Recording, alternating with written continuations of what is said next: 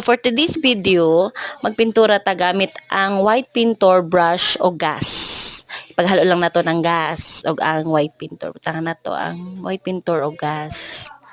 Tapos gamay lang but halo hangtod sa malapot siya. Ma-mix well siya.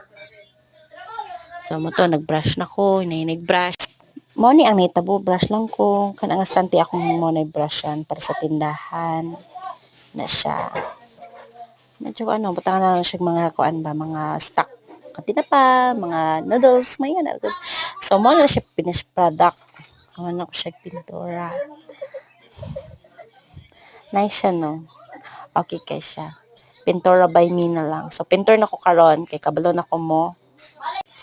Tapos ang nahitabo, dili makuha ang pintura sa kong naong daawa o bisag kung saan og kuskus amot butang